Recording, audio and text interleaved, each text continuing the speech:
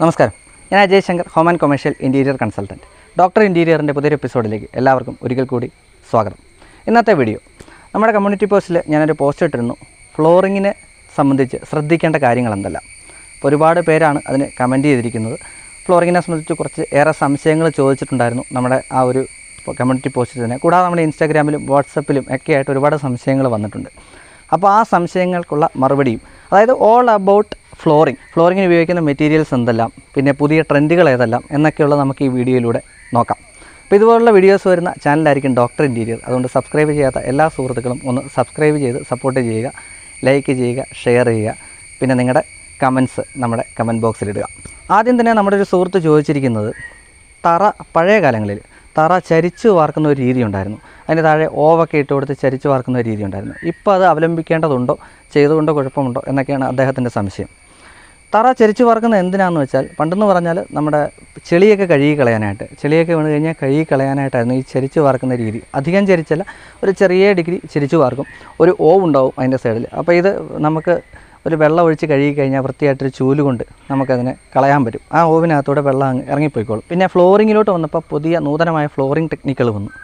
ആദ്യം തന്നെ എപ്പോക്സി ഒക്കെ ഇട്ട് വിരിക്കുന്ന ഫ്ലോറിങ് വന്നപ്പോഴത്തേക്കും ചെളിയുടെ ഒരു പ്രോബ്ലം ഇപ്പോഴത്തെ അവസ്ഥയിൽ കുറവാണ്. അപ്പോൾ അതുകൊണ്ട് അതിപ്പം ചെയ്യണോ എന്ന് ചോദിച്ചു കഴിഞ്ഞാൽ നിങ്ങൾക്ക് ആവശ്യമുണ്ട് എന്നുണ്ടെങ്കിൽ ചെയ്യാം. അല്ലാന്നുണ്ടെങ്കിൽ നമ്മളിപ്പോൾ ചെയ്യുന്ന ഒരു ട്രെൻഡ് എന്ന് പറഞ്ഞാൽ ഓവുകളൊന്നും വെക്കാതെ ചരിച്ച് വാർക്കാതെ കറക്റ്റ് ആ ഒരു വാട്ടർ ലെവൽ പിടിച്ച് തന്നെ തറ ചെയ്തു പോകുന്നതാണ്. നമ്മുടെ മറ്റൊരു സബ്സ്ക്രൈബർ ചോദിച്ചിരിക്കുന്നത്, എന്താണ് എപ്പോക്സി ജോയിൻ ഫില്ലർ, ഇതുകൊണ്ട് എന്തെങ്കിലും മെച്ചമുണ്ടോ എന്നുള്ളതാണ്. ഒരു ഇൻറ്റീരിയർ കൺസൾട്ടൻറ്റ് എന്ന നിലയിൽ ഇപ്പോൾ എല്ലാവരുടെ അടുത്തും നമ്മൾ ചെയ്യാനായിട്ട് അഡ്വൈസ് ചെയ്യുന്നൊരു സംഗതിയാണ് എപ്പോക്സി ജോയിൻ ഫില്ലർ. അതായത് ഇപ്പോൾ അത് കൂടുതൽ പിടുത്തം നൽകുന്നു, നമ്മൾ ടൈലിന് കൂടുതൽ പിടുത്തം നൽകുന്നു. ഇപ്പോൾ താഴെ ഗ്രൗട്ട് ഉപയോഗിച്ച് നമ്മൾ ടൈല് വിരിച്ചതിന് ശേഷം ഇളകി പോരാനായിട്ടുള്ള സാധ്യതകളുണ്ടെങ്കിൽ ആ ഇളകി പോരുന്നതിനെ പ്രതിരോധിക്കുന്ന ഒരു സംഗതി കൂടിയാണ് എപ്പോക്സി ജോയിൻ ഫില്ലർ. പിന്നെ കാണാനായിട്ടുള്ള ഭംഗി എന്ന് പറഞ്ഞാൽ അതൊരു എന്താ പറയുന്നത്, ജോയിൻറ്റ് പണ്ടത്തെ ഒരു ജോയിൻ ഫ്രീ എന്നുള്ളൊരു കോൺസെപ്റ്റ് മാറി ജോയിൻ ഫില്ലറുകൾ വിരിച്ച് കഴിഞ്ഞപ്പോഴേക്കും അതിൻ്റെ ഒരു ഭംഗി ഒന്ന് വ്യത്യസ്തമാണ്. മറ്റൊന്ന്, ഇതിൽ ചെളി പിടിക്കില്ല എന്നുള്ളതാണ്. അതായത് ജോയിൻ ഫില്ലറുകൾ, എപ്പോക്സി ജോയിൻ ഫില്ലറുകൾ എന്ന് പറഞ്ഞാൽ ഒരു പ്രത്യേക റസിനാണ്. ആ റസിൻ്റെ മുകളിൽ കൂടെ ചെളി വന്നാലും നമുക്കത് വൃത്തിയായിട്ട് പെട്ടെന്ന് തന്നെ വൃത്തിയാക്കാൻ പറ്റുന്ന രീതിയിലുള്ള ഒരു മെറ്റീരിയലാണ്. അതുകൊണ്ട് തന്നെ ചെളിയും വരാതെ, അത് ചെളി വന്നാലും പെട്ടെന്ന് തന്നെ നമുക്കത് റിമൂവ് ചെയ്ത് കളയത്തക്ക രീതിയിലാണ് അതിൻ്റെ ഒരു മേക്കിംഗ് വന്നിരിക്കുന്നത്. അതുകൊണ്ട് തന്നെ എപ്പോക്സി ജോയിൻ ഫില്ലറുകൾ എന്നും എപ്പോഴും ഉപയോഗിക്കുന്നത് ഫ്ലോറിങ്ങിന് വളരെ ഭംഗിയായിരിക്കും. മറ്റൊരാൾ ചോദിച്ചിരിക്കുന്ന സംശയം, എന്താണ് ഫ്ലോറിങ്ങിൽ ഏറ്റവും പുതിയ ട്രെൻഡ് എന്നുള്ളതാണ്. നമ്മുടെ മുറിയുടെ പ്രകൃതത്തിനനുസരിച്ച് ചെയ്യുക എന്നുള്ളതാണ് ഏറ്റവും പുതിയ ട്രെൻഡ്. അതായത് പണ്ടെന്ന് പറഞ്ഞാൽ റൂമിലേക്കൊക്കെ വന്നു കഴിഞ്ഞാൽ ബെഡ്റൂം, കിച്ചൺ ഒഴികെ ബാക്കി എല്ലാ ഏരിയയിലും, കിച്ചണും ബാത്റൂം ഒഴികെ ബാക്കി എല്ലാ ഏരിയയിലും ഒരേ ടൈപ്പ് ടൈലുകൾ വിരിച്ചുകൊണ്ടിരുന്ന ഒരു സ്ഥിതിവിശേഷമായിരുന്നു. ഇന്നത് മാറി നമ്മുടെ ഡൈനിങ്ങിലൊന്ന്, അതുപോലെ ലിവിങ്ങിലൊന്ന്, ബെഡ്റൂമുകളിൽ മറ്റൊന്ന്, അങ്ങനെ എല്ലാ സ്ഥലത്തും വ്യത്യസ്തമായിട്ടുള്ള ഭംഗിക്കനുസരിച്ചുള്ള ടൈലുകൾ നമ്മൾ വിരിക്കാൻ തുടങ്ങി.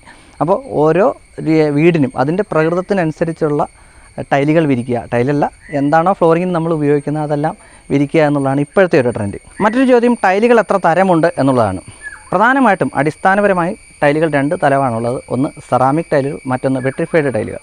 സെറാമിക് ടൈലുകൾ എന്ന് പറഞ്ഞാൽ നമ്മുടെ ക്ലേ ഉപയോഗിച്ച് ഉണ്ടാക്കുന്ന ടൈലുകളാണ് സെറാമിക് ടൈലുകൾ. വെട്രിഫൈഡ് എന്ന് പറഞ്ഞാൽ അതിൻ്റെ കൂട്ടത്തിൽ തന്നെ ക്ലേയുടെ ഒപ്പം തന്നെ ധാതുക്കളും ലവണങ്ങളും ഒക്കെ ചേർത്ത് മിക്സ് ചെയ്തുണ്ടാക്കുന്ന പ്രോഡക്റ്റാണ് വെട്രിഫൈഡ് ടൈലുകൾ. വെട്രിഫൈഡ് ടൈലിൻ്റെ പ്രത്യേകത എന്താണെന്ന് വെച്ചാൽ അതിന് ഈടും ഉറപ്പും കൂടുതലായിരിക്കും, വെള്ളം വലിക്കത്തില്ല. അങ്ങനെയുള്ള വെള്ളം വലിക്കും എങ്കിൽ പോലും മറ്റേ നമ്മുടെ സെറാമിക് ടൈലിൻ്റെ അത്രയും വെള്ളം വലിക്കില്ല എന്നൊരു പ്രത്യേകതയുണ്ട്. അത് പല ടൈപ്പിൽ ഇപ്പോൾ ഇറങ്ങുന്നുണ്ട്. അതായത് ഹൈ പ്രിൻ്റോട് കൂടിയ, അതായത് ഡെപ്തുള്ള പ്രിൻ്റോട് കൂടിയ ടൈലുകൾ വരെ ഇപ്പോൾ വരാൻ തുടങ്ങി. അത് പല പേരുകളിലായിട്ട് പല കമ്പനികൾ പറയുന്നുണ്ട്. പക്ഷേ എങ്കിൽ പോലും ഇതെല്ലാം ടൈലിന് ഗണത്തിൽപ്പെടുന്നത് തന്നെയാണ്. ഇപ്പോൾ 4K എന്നൊക്കെ നിങ്ങളൊരു പക്ഷേ കേട്ടിരിക്കും. ഇതൊക്കെ ആ ഒരു ഗണത്തിൽപ്പെടുന്ന ടൈലുകളാണ്. നമ്മുടെ മറ്റൊരു സുഹൃത്ത് ചോദിച്ചിരിക്കുന്നത്, ഗ്രാനൈറ്റ് സ്ലാബിൻ്റെയൊക്കെ വലിപ്പത്തിൽ, അല്ലെങ്കിൽ മാർബിൾ പോലുള്ള വലിയ സ്ലാബിൻ്റെ വലിപ്പത്തിൽ ടൈലുകൾ ലഭിക്കുമോ എന്നുള്ളതാണ്. ഇപ്പോൾ ശരിക്കും പറഞ്ഞാൽ വലിയ പാളികളായിട്ട് ടൈലുകൾ ലഭിക്കും. അതായത് 10x6, 10x4, 8x4 അങ്ങനെ വലിയ പാളികളായിട്ട് നമുക്ക് ടൈലുകൾ ലഭിക്കും. ഇതൊക്കെ നമുക്ക് ഉപയോഗിക്കാവുന്നതാണ്. വലിയ സ്ലാബുകൾ എപ്പോഴും വലിയ മുറികളിൽ ഉപയോഗിക്കുക എന്നുള്ളതാണ് പ്രധാനം. വലിയ ടൈലുകൾ നമ്മൾ എന്തിനാണ് ഉപയോഗിക്കുന്നത്? സാധാരണഗതിയിൽ നമ്മളത് ജോയിൻ ഫ്രീ ആയിട്ട് വിരിക്കാനായിട്ടാണ് യൂസ് ചെയ്യുന്നത്. അപ്പോൾ അതുകൊണ്ട് തന്നെ അത് വലിയ മുറിയിൽ ഉപയോഗിച്ച് കഴിഞ്ഞാൽ മാത്രമേ നമുക്കതിൻ്റെ വേസ്റ്റേജ് കുറയ്ക്കാൻ പറ്റത്തുള്ളൂ. ചെറിയ മുറികളിലൊക്കെ ഉപയോഗിച്ച് കഴിഞ്ഞാൽ അത്രയും തന്നെ വേസ്റ്റേജ് ഉണ്ടാകും. അത് ഏകദേശം 10 mm 12 mm കനത്തിലൊക്കെയാണ് നമുക്ക് ലഭിക്കുന്നത്. പിന്നെ ഇത് വിരിക്കുമ്പോൾ നമ്മൾ ശ്രദ്ധിക്കേണ്ട എന്താണെന്ന് വെച്ചാൽ നല്ല പശയോ ഗ്രൗട്ടോ ഒക്കെ ചേർത്ത് വേണം ഇത് വിരിക്കാനായിട്ട്. മറ്റൊരു നമ്മുടെ സുഹൃത്ത് ചോദിച്ചിരിക്കുന്നത്, തറയോട്, നാടൻ തറയോട് ഇപ്പോൾ ലഭ്യമാണോ, അതിൽ സാധാരണ ഈ പൂപ്പലൊക്കെ വരാറുണ്ട്. അതെങ്ങനെ നമുക്ക് ഒഴിവാക്കാൻ പറ്റുമെന്നുള്ളതാണ്. നാടൻ തറയോട് ഇപ്പോഴും ലഭ്യമാണ്. നമ്മുടെ നാട്ടിൽ ഇപ്പോഴും അത് ഉണ്ടാക്കുന്നുണ്ട്. ഏകദേശം 25 രൂപയൊക്കെയാണ് അതിന് റേറ്റ് വരുന്നത്. ഇനി അതിൻ്റെ തന്നെ വെളിയിൽ നിന്ന് വരുന്ന ഇമ്പോർട്ടഡ് ഐറ്റംസ് ഉണ്ട്. അത് വരുമ്പോഴത്തേക്ക് ഏകദേശം 50 രൂപയ്ക്കൊക്കെ നമുക്ക് ലഭിക്കും. ഇതിൽ മെയിനായിട്ട് പൂപ്പൽ വരുന്നത് എന്താണെന്ന് വെച്ചാൽ ക്ലേ ഉപയോഗിച്ച് ഉണ്ടാക്കുന്നതായതുകൊണ്ട് തന്നെ ഈർപ്പം വലിക്കും, വെള്ളം വലിക്കുമ്പോഴത്തേക്കും സ്വാഭാവികമായിട്ട് നിങ്ങൾക്കറിയാലോ ഫംഗൽ ആൽഗെ അറ്റാക്കുകൾ ഉണ്ടാകും. അങ്ങനെയാണ് ഈ പൂപ്പൽ വരുന്നത്. വാക്സ് പോളിഷിങ് ഒരു പരിധി വരെ നമുക്കതിന് പരിഹാരമാണ്. പക്ഷേ അത് പൂർണ്ണമായിട്ട് നമുക്കതിനെ അങ്ങനെ കളയാൻ പറ്റില്ല. വാക്സ് പോളിഷിങ്ങിലൂടെ ഒരു പരിധി വരെയൊക്കെ നമുക്കത് പരിഹരിക്കാൻ പറ്റും. അടുത്ത പ്രധാനമായിട്ടുള്ളൊരു ചോദ്യമാണ് ടൈലൊട്ടിക്കുമ്പോൾ നമ്മൾ എന്തൊക്കെയാണ് ശ്രദ്ധിക്കേണ്ടത്. ഇപ്പോൾ നമുക്ക് മണൽ ലഭിക്കുന്നില്ല, നിങ്ങൾക്ക് എല്ലാവർക്കും അറിയാം. സിമെൻറ്റിനൊപ്പം നമ്മളിപ്പോൾ ഉപയോഗിക്കുന്നത് മാനുഫാക്ചറിങ് സാൻഡാണ്, അതായത് എം സാൻഡ് പോലുള്ള കമ്പനിയുടെ പ്രൊഡക്റ്റുകൾ. അപ്പോൾ എന്താണെന്ന് വെച്ചാൽ ഇത് പെട്ടെന്ന് ഈർപ്പം വലിക്കും എന്നുള്ളതാണ് ഏറ്റവും വലിയ പ്രത്യേകത. ശരിയായ അളവിലല്ല വെള്ളവും സിമെൻറ്റും ചേർക്കുന്നതെങ്കിൽ ടൈല് കൃത്യമായിട്ട് ഒട്ടത്തില്ല. അതുകൊണ്ട് തന്നെ കൃത്യമായ അളവിൽ വെള്ളവും സിമെൻറ്റും ചേർത്തതിന് ശേഷം വേണം നമ്മൾ ഈ ടൈൽ ഒട്ടിക്കാനായിട്ട്. അല്ലെന്നുണ്ടെങ്കിൽ എന്താണ് പ്രോബ്ലം എന്ന് ചോദിച്ചാൽ നിങ്ങൾക്കറിയാമായിരിക്കും, ടൈലിൻ്റെ മൂല പൊട്ടുക, അതുപോലെ അടർന്നു പോരുക എന്നുള്ള പ്രശ്നങ്ങളൊക്കെ ഉണ്ടാകും. അപ്പോൾ അത് ഒഴിവാക്കാനായിട്ടാണ് ഇത് ശ്രദ്ധിക്കേണ്ടത്. പിന്നെ ഇപ്പോൾ ടൈൽ ഒട്ടിക്കാനായിട്ട് പശയൊക്കെ നമുക്ക് ലഭിക്കും. അതുകൊണ്ട് ആ മിശ്രിതമൊക്കെ നമുക്ക് ഇതിനകത്ത് യൂസ് ചെയ്യാം. ഏറ്റവും മികച്ച രീതിയിൽ നമ്മൾ ഒട്ടിച്ചേർത്താൽ ഏറ്റവും ഭംഗിയായിരിക്കുന്നതാണ്. ഒട്ടിക്കുന്നതിന് മുൻപായിട്ട് ശ്രദ്ധിക്കേണ്ട കാര്യം തറ കൃത്യമായിട്ട് വാട്ടർ ലെവലായിരിക്കണം. അതുപോലെ തന്നെ അതിനകത്ത് വേറെ വസ്തുക്കളൊന്നും കാണരുത്. അതായത് തറയൊന്ന് വൃത്തിയാക്കിയതിന് ശേഷം മാത്രമാണ് നമ്മൾ ഈ പ്രോസസ്സിങ്ങിലോട്ട് തന്നെ പോകേണ്ടത്. മണൽ നിങ്ങൾക്ക് ലഭിക്കുന്നുണ്ടെങ്കിൽ മണൽ തന്നെ തീർച്ചയായിട്ടും ഉപയോഗിക്കുക. പക്ഷേ ഇപ്പം മണലിൻ്റെ ലഭ്യതയൊക്കെ വളരെ കുറവാണെന്ന് അറിയാമല്ലോ. പിന്നെ വാട്ടർ പ്രൂഫിങ് ചെയ്യാൻ പറ്റുമെന്നുണ്ടെങ്കിൽ ഏറ്റവും പ്രധാനമായിട്ട് ശ്രദ്ധിക്കേണ്ട കാര്യമാണ് വാട്ടർ പ്രൂഫിങ്. പിന്നെ പ്രധാനമായിട്ടും ഒന്ന് ചോദിച്ചിരിക്കുന്ന ബാത്റൂം ഫ്ലോറിങ്ങിനെ കുറിച്ചാണ്. ബാത്റൂം ഫ്ലോറിങ്ങിൽ നമ്മൾ വളരെയേറെ ശ്രദ്ധിക്കേണ്ട ഒന്നാണ്. കാര്യം എന്താണെന്ന് വെച്ചാൽ ഏറ്റവും കൂടുതൽ ലീക്കേജ് വരുന്ന ഏരിയാസാണ് ബാത്റൂമുകൾ. അതുകൊണ്ട് തന്നെ ബാത്റൂമുകളിൽ നമ്മൾ ഫ്ലോർ ചെയ്യുമ്പോഴത്തേക്കും 100% നിങ്ങൾ സ്പേസറിട്ട് എപ്പോക്സി വിരിച്ച് തന്നെ വേണം അത് ചെയ്യാനായിട്ട്. അതിന് മുൻപായിട്ട് വാട്ടർ പ്രൂഫിങ് മസ്റ്റായിട്ട് ചെയ്തിരിക്കണം. പല ആൾക്കാർ ഇപ്പോൾ അത് അഡ്വൈസ് ചെയ്യുന്നുണ്ട്. പക്ഷേ എങ്കിൽ പോലും അവരത് മറന്നുപോലും നിങ്ങളവരെ ഓർമ്മിപ്പിക്കുക. വാട്ടർ പ്രൂഫിങ് ചെയ്തതിന് ശേഷം മാത്രം നിങ്ങൾ ബാത്റൂമുകൾ ഫ്ലോർ ചെയ്യുക. അതിനൊക്കെയുള്ള മിശ്രിതങ്ങളൊക്കെ ഇപ്പോൾ ഒരുപാട് നമ്മുടെ മാർക്കറ്റിൽ ലഭ്യമാണ്. മറ്റൊരു സംശയം ചോദിച്ചിരിക്കുന്നത് ലാമിനേറ്റഡ് വുഡ് നമ്മുടെ കാലാവസ്ഥയ്ക്ക് യോജിച്ചതാണോ, അത് ചെയ്യാൻ പറ്റുമോ എന്നുള്ളതാണ്. അത് ചോദിക്കാൻ കാരണം എന്താണെന്ന് വെച്ചാൽ എൻ്റെ ഒരു വുഡൻ ഫ്ലോറിങ്ങിൻ്റെ വീഡിയോ വന്നിരുന്നു. അതിൽ വന്നൊരു കമൻറ്റാണ്. ഞാനത് ഈ കൂട്ടത്തിലൊന്ന് ചേർക്കുന്നതേ ഉള്ളൂ. ലാമിനേറ്റഡ് വുഡ് എന്ന് പറഞ്ഞാൽ കണ്ടാൽ കാഴ്ചയിൽ വുഡ് പോലെ തന്നെ തോന്നും. ആക്ച്വലി അത് നാച്ചുറൽ വുഡല്ല, ലാമിനേറ്റ് ചെയ്ത് വരുന്ന പ്രൊഡക്റ്റാണ്.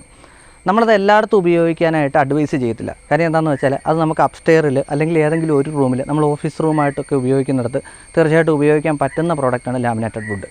അതെന്ന് പറഞ്ഞാൽ അതൊരു ഇൻ്റർലോക്കിംഗ് സിസ്റ്റമാണ്. ടങ് ആൻഡ് ഗ്രൂവ് സിസ്റ്റം എന്നൊക്കെ പറയുന്നത് പോലെ അതിനകത്ത് ഉപയോഗിക്കുന്ന ഒരു സിസ്റ്റമാണ് ടങ് ആൻഡ് ഗ്രൂവ് സിസ്റ്റം. ഒരു ഇൻ്റർലോക്കിംഗ് ആണ് വരിക. അതുകൊണ്ട് തന്നെ നമുക്കത് ഉപയോഗിക്കുന്നതുകൊണ്ട് ഒരു കുഴപ്പമില്ല. പിന്നെ അത് നമുക്ക് സ്ഥിരമായിട്ട് തൂത്ത് വൃത്തിയാക്കാൻ പറ്റുന്നതാണ്. വെള്ളം ഉപയോഗിച്ച് മോപ്പ് ചെയ്യാൻ പറ്റുന്നതാണ്. കഴുകാൻ സാധിക്കത്തില്ല. കഴുകേണ്ടിയൊക്കെ വരുമ്പോഴത്തേക്കാണ് ഇതിന് പ്രധാനമായിട്ട് പ്രോബ്ലംസ് ഒക്കെ വരുന്നത്. അപ്പോൾ അതുകൊണ്ട് തന്നെ നമുക്കല്ലാതെ തുടച്ച് വൃത്തിയാക്കിയൊക്കെ ഉപയോഗിക്കാൻ പറ്റും. ഇതിൻ്റെ ഒരു ഡിസഡ്വാൻറ്റേജ് ആയിട്ട് കാണുന്നത്, അല്ലെ കാണാമെങ്കിൽ കാണുന്നത് ഇതിൻ്റെ ഒരു റേറ്റാണ്. സാധാരണ ഒരു ടൈലിൻ്റെ പോലുള്ള റേറ്റ് അല്ല, അതിനേക്കാളും ഇച്ചിരി ഉയർന്ന റേറ്റാണ്. ഏകദേശം 140 രൂപയ്ക്കൊക്കെയാണ് സ്ക്വയർ ഫീറ്റ് ഇതിൻ്റെ റേറ്റ് വരിക. പിന്നെ അത് ചെയ്യുന്നതിന് എക്സ്ട്രാ അങ്ങനെ വരുമ്പോഴത്തേക്ക് ഏകദേശം ഒരു 140 to 160 രൂപ വരെ ഈ ഒരു ലാമിനേറ്റഡ് വുഡ് നമുക്ക് ഫ്ലോറിങ് ചെയ്യാനായിട്ട് വേണ്ടി വരും. അപ്പോൾ അതാണ് ഇതിൻ്റെ ഒരു പ്രതിസന്ധി എന്ന് പറയുന്നത്. പക്ഷേ നമുക്കത് തീർച്ചയായിട്ടും ഉപയോഗിക്കാൻ പറ്റുന്ന പ്രോഡക്റ്റ് തന്നെയാണ് ലാമിനേറ്റഡ് വുഡ്. ഒരുപാട് ആൾക്കാർ അഡ്വൈസ് ചെയ്ത, അല്ലെങ്കിൽ ഒരുപാട് ആൾക്കാർ സജസ്റ്റ് ചെയ്ത ഒരു സംഗതിയായിരുന്നു അത്തംകുടി ടൈൽസിനെ കുറിച്ച്. അത്തംകുടി ടൈൽസിൻ്റെ വീഡിയോ ചെയ്യാവോ എന്ന് തന്നെ പലരും ചോദിച്ചിട്ടുണ്ടായിരുന്നു. പക്ഷേ എനിക്ക് അത്തംകുടിയിലോട്ടൊന്നും പോകാൻ സാധിച്ചില്ല, ഈ ഒരു ലോക്ക്ഡൗണും പ്രശ്നങ്ങളും കാരണം. പക്ഷേ അത്തംകുടി ടൈൽസിനെ കുറിച്ച് പഠിച്ചപ്പോൾ ഞാൻ മനസ്സിലാക്കാൻ സാധിച്ച, തമിഴ്നാട്ടിൽ അത്തംകുടി എന്നുള്ള സ്ഥലത്താണ് ഇത് കൂടുതലായിട്ട് മാനുഫാക്ചർ ചെയ്യുന്നത്. ഡിസൈനർ ടൈലിൻ്റെ ഒരു വൻ ശേഖരമാണത് ശരിക്കും പറഞ്ഞാൽ. അതായത് ഗ്ലോസി ഫിനിഷിലൊക്കെ നല്ല ഭയങ്കരമായ ഡിസൈൻസാണ് കിട്ടുന്നത്.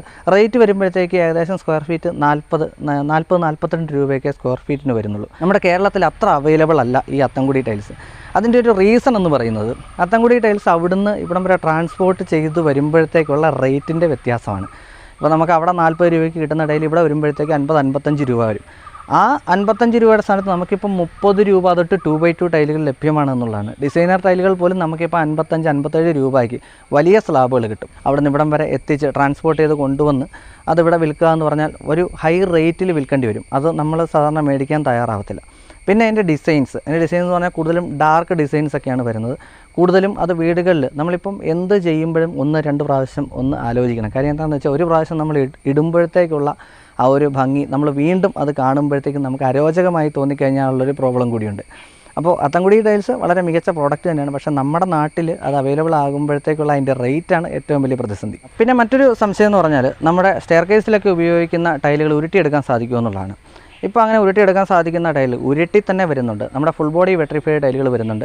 അതായത് ആ ബോഡി ഫുള്ള് ഒരേ കളറായിരിക്കും മെയിൻറ്റെയിൻ ചെയ്യുന്നത്. അതുകൊണ്ട് തന്നെ അത് ഉരുട്ടിയെടുത്ത് കഴിഞ്ഞാൽ എല്ലായിടത്തും ഒരേ കളർ കിട്ടുകയും ചെയ്യും. ഒരു പ്രത്യേകത നമുക്ക് ഫീൽ ചെയ്യത്തില്ല. അത് നമുക്ക് സ്റ്റെയർ കേസിലൊക്കെ ഉപയോഗിക്കാം. പിന്നെ അതുകൂടാതെ ഗ്രാനൈറ്റ് സ്ലാബുകൾ ഇപ്പോൾ പലരും പടികളിൽ ഉപയോഗിക്കുന്നുണ്ട്. പ്രധാനമായിട്ടും ലപ്പോത്ര ഫിനിഷുകൾ, ലപ്പോത്രയുടെ ലെതർ ഫിനിഷുകളൊക്കെ ഇപ്പോൾ ഒരുപാട് ആൾക്കാർ നമ്മുടെ സിറ്റ് ഔട്ടിൽ ഉപയോഗിക്കുന്ന പോലെ തന്നെ സ്റ്റെയർ കേസിൽ ഉപയോഗിക്കുന്നുണ്ട്. അതുകൊണ്ട് തീർച്ചയായിട്ടും സ്റ്റെയർ കേസിൽ നമുക്ക് ഉരുട്ടിയെടുക്കാൻ സാധിക്കും ഇതുപോലുള്ള ടൈലുകൾ. പിന്നെ ഒരുപാട് പേര് ചോദിച്ചാണ് എങ്ങനെയാണ് ഓക്സൈഡ് ഫ്ലോറിങ് നല്ലതാണോ, ഭംഗിയായിട്ട് ചെയ്ത് കഴിഞ്ഞാൽ നന്നായിരിക്കുമോ എന്നൊക്കെ ചോദിച്ചിട്ടുണ്ടായിരുന്നു. ഓക്സൈഡ് ഫ്ലോറിങ് എനിക്ക് തോന്നുന്നു നമ്മുടെ നാട്ടിൽ ആദ്യമേ വന്ന മൊസൈക്ക് ഫ്ലോറിങ്ങിന് മുന്നേ വന്നാണ് ഓക്സൈഡ് ഫ്ലോറിങ്. അന്ന് റെഡ് ഓക്സൈഡൊക്കെ ഉണ്ടായിരുന്നു, ബ്ലാക്ക് ഓക്സൈഡ്, റെഡ് ഓക്സൈഡ്. എനിക്ക് തോന്നുന്നു 2-3 അയണോക്സൈഡ് മാത്രമേ ഉണ്ടായിരുന്നുള്ളൂ. ഈ ഓക്സൈഡിന് വില കുറവാണ്, പക്ഷേ ഇത് ചെയ്യുന്നതിന് പണിക്കൂലി ഭയങ്കരമാണ്. ഏകദേശം 80 രൂപ തൊട്ട് 100 രൂപ വരെയാണ് സ്ക്വയർ ഫീറ്റിന് റേറ്റ് വരുന്നത്.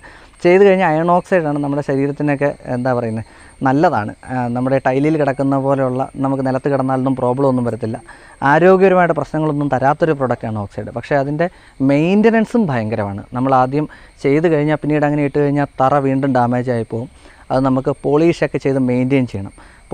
മെയിൻറ്റെയിൻ ചെയ്യുന്നതിന് ഏകദേശം 100 രൂപ സ്ക്വയർ ഫീറ്റിന് വേണ്ടി വരും. ഇതിൽ ഏറ്റവും മികച്ചത് വാക്സ് പോളിഷിങ് ചെയ്ത് വെക്കുകയാണെന്നുണ്ടെങ്കിൽ ഏറ്റവും മികച്ച രീതിയിൽ നമുക്ക് കൊണ്ടുപോകാൻ പറ്റുന്ന ഒരു ഫ്ലോറിംഗാണ് ഓക്സൈഡ് ഫ്ലോറിംഗ്. ഏറെ ആൾക്കാർ ചോദിച്ചൊരു ചോദ്യമായിരുന്നു, നാച്ചുറൽ സ്റ്റോൺസ് എങ്ങനെയാണ് ഈട് നിൽക്കുമോ, എത്രയൊക്കെയാണ് അതിൻ്റെ ചിലവ് വരുന്നത് എന്നുള്ളത്. നാച്ചുറൽ സ്റ്റോൺസ് എന്ന് പറഞ്ഞാൽ നമുക്ക് ഇവിടെ കിട്ടുന്നത് ബാംഗ്ലൂർ സ്റ്റോൺ, കോട്ട സ്റ്റോൺ, കടപ്പ സ്റ്റോൺ, അങ്ങനെയുള്ള സ്റ്റോണുകളെല്ലാം നമുക്ക് എക്സ്റ്റീരിയറായിട്ട് ഉപയോഗിക്കാൻ കിട്ടും. കോട്ട സ്റ്റോൺ നമ്മൾ വളരെ ചുരുക്കം ഇൻറ്റീരിയറായിട്ട് ഉപയോഗിക്കാറുണ്ട്. ഏകദേശം 75, 60, 65, 75 ഈ ഒരു വിലയ്ക്കാണ് സ്ക്വയർ ഫീറ്റിന് നമുക്ക് ഈ കോട്ട സ്റ്റോൺ ലഭിക്കുന്നത്. 20 മുകളിൽ 20 mm കനമുണ്ടാവും. നല്ല കനമുള്ള പ്രൊഡക്റ്റാണ്, നല്ല വെയിറ്റുള്ള പ്രൊഡക്റ്റാണ്. ഒരുപാട് കാലം ഈട് നിൽക്കുന്ന ഒരു പ്രൊഡക്റ്റ് കൂടിയാണ്. നമുക്ക് കണക്കാക്കുന്നതിനപ്പുറം ഈട് നിൽക്കുന്ന പ്രൊഡക്റ്റാണ്. കാര്യം അത് നാച്ചുറൽ സ്റ്റോണാണ്. പിന്നെ ഇതിൻ്റെ സെക്കൻഡ് ക്വാളിറ്റികൾ വരുന്നുണ്ട്. സെക്കൻഡ് ക്വാളിറ്റി എന്ന് പറയുമ്പോൾ റേറ്റ് ഇതിലും താഴും. പക്ഷേ എന്താണെന്ന് വെച്ചാൽ അതിൻ്റെ അടിഭാഗത്തൊക്കെ കറുത്ത നിറമൊക്കെ പിടിക്കാൻ സാധ്യതയുണ്ട്. അത് ഒഴിവാക്കിയിട്ട് നമുക്ക് ഈ ക്വാളിറ്റി മെറ്റീരിയൽ ചെയ്യുകയാണെങ്കിൽ ഒരുപാട് കാര്യം ഡ്യൂറബിളായിട്ട് നിൽക്കുന്ന ഒരു പ്രൊഡക്റ്റ് കൂടിയാണ് കോട്ട സ്റ്റോണുകൾ. പിന്നെ പ്രധാനമായിട്ടും ചോദിച്ചിരിക്കുന്നത് ടൈല്, ഗ്രാനൈറ്റ് ഇവകളിൽ കറ പിടിക്കുമോ എന്നുള്ളതാണ്. കറ പിടിച്ചാൽ നമുക്കത് കളയാൻ പറ്റുമോ എന്നൊക്കെ ചോദിച്ചിട്ടുണ്ട്. ടൈൽ, ഗ്രാനൈറ്റ് ഇതിലൊക്കെ നമുക്ക് ആസിഡ് ബേസ് ആയിട്ടുള്ള കറകൾ തീർച്ചയായിട്ടും പിടിക്കും. അതിനിപ്പോൾ സ്റ്റെയിൻ റിമൂവറൊക്കെ നമുക്കിവിടെ അവൈലബിൾ ആണ്. നമ്മുടെ ഒരു വീഡിയോയിൽ തന്നെ ഞാൻ ചെയ്തിട്ടുണ്ട്. ഫിലായുടെ സ്റ്റെയിൻ റിമൂവർ ഇമ്പോർട്ടഡ് പ്രൊഡക്റ്റാണ്, ഇറ്റാലിയൻ പ്രൊഡക്റ്റാണ്. ഏത് തരത്തിലുള്ള കറകളും നമുക്ക് ആ പ്രൊഡക്റ്റിലൂടെ കളയാൻ പറ്റും. അപ്പോൾ അതുകൊണ്ട് തന്നെ അത് ഞാൻ നിങ്ങൾക്ക് അഡ്വൈസ് ചെയ്യുകയാണ്. ഏതുതരം കറകളായിക്കോട്ടെ. ഇപ്പോൾ അത് ആസിഡ് ബേസ് വരും, ആൽക്കലി ബേസ് വരും. ഇതിലേത് കറയാണെങ്കിലും നമുക്ക് തീർച്ചയായിട്ടും കളയാൻ പറ്റുന്ന ഒന്നാണ് നമ്മുടെ ഈ ഫിലായുടെ പ്രൊഡക്റ്റുകൾ. മറ്റൊരു ചോദ്യം വന്നിരിക്കുന്നത്, നാച്ചുറൽ വുഡ് ഫ്ലോറിങ്ങിന് ഉപയോഗിക്കാമോ? അങ്ങനെയാണെങ്കിൽ ഏതൊക്കെ നാച്ചുറൽ വുഡാണ് ഫ്ലോറിങ്ങിന് ഉപയോഗിക്കുന്നത് എന്നുള്ളതാണ്. സാധാരണ നമ്മുടെ നാട്ടിൽ അവൈലബിൾ ആയിട്ടുള്ള തേക്ക്, ആഞ്ഞിലിയൊക്കെ നമുക്ക് ഉപയോഗിക്കാവുന്നതാണ്. പക്ഷേ തേക്ക്, ആഞ്ഞിലിയോട്ടൊക്കെ വരുമ്പോഴത്തേക്കും പ്രധാനമായിട്ട് റേറ്റ് ഭയങ്കര കൂടുതലായിരിക്കും. അപ്പോൾ അത് കുറയ്ക്കാനായിട്ട് കരിമ്പന തെങ്ങ് ഇത് കൃത്യമായിട്ട് ട്രീറ്റ് ചെയ്ത് നമുക്ക് ഉപയോഗിക്കാവുന്നതാണ് ഫ്ലോറിങ്ങിന് വേണ്ടിയിട്ട്. കരിമ്പന തെങ്ങ് എന്ന് പറയുമ്പം ഒരുപക്ഷെ നിങ്ങൾക്ക് നെറ്റ് ചുളിയുമായിരിക്കും, അതൊക്കെ എങ്ങനെയാണ് ഫ്ലോറിങ്ങിന് യൂസ് ചെയ്യാമെന്ന് പറയുന്നത്. പക്ഷേ ഇത് കൃത്യമായിട്ട് ട്രീറ്റ് ചെയ്തെടുത്തു കഴിഞ്ഞാൽ ഇതിനേക്കാളും ബെസ്റ്റ് പ്രോഡക്റ്റ് ഇല്ല. അതൊരു പ്രത്യേക കനത്തിൽ, ഏകദേശം 2 mm കനത്തിൽ വേണം നമുക്കത് മുറിച്ചെടുക്കാനായിട്ട്. ട്രീറ്റ് ചെയ്ത് തന്നെയാണ് നമ്മളിത് ഉപയോഗിക്കേണ്ടത്. കൃത്യമായിട്ട് ട്രീറ്റ് ചെയ്ത് ഉപയോഗിച്ച് കഴിഞ്ഞാൽ നമുക്ക് ഈർപ്പം വലിക്കത്തില്ല. ഈ പ്രോഡക്റ്റ് നമുക്ക് ധൈര്യമായിട്ട് ഫ്ലോറിങ്ങിന് ഉപയോഗിക്കാൻ പറ്റുന്ന പ്രൊഡക്റ്റ് കൂടിയാണ് ഞാൻ ഈ പറഞ്ഞ തേക്ക്, ആഞ്ഞിലി, തെങ്ങ്, കരിമ്പന പോലുള്ളവ. അതിനോട് ചേർത്ത് വായിക്കാവുന്ന സംഗതിയാണ് പഴയ തടികൾ. നമുക്ക് നാട്ടിൽ കിട്ടുന്ന പഴയ തടികൾ ഉപയോഗിച്ചും നമുക്ക് ഈ ഫ്ലോറിങ് ചെയ്യാവുന്നതാണ്.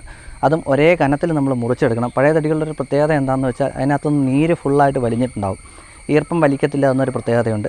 നമുക്ക് പശ ഉപയോഗിച്ച് ഒട്ടിച്ച് ആ ഫ്ലോറിങ് ചെയ്യാവുന്നതാണ്. പിന്നെ ഇത് കൂടാതെ ചെയ്യാൻ പറ്റുന്ന ഫ്ലോറിങ്ങിന് പറ്റുന്നതാണ് കംപ്രസ്ഡ് വുഡ്. ട്രീറ്റഡ് ആയിട്ടുള്ള കംപ്രസ്ഡ് വുഡുകളും നമുക്ക് ഫ്ലോറിങ്ങിന് ഉപയോഗിക്കാവുന്നതാണ്.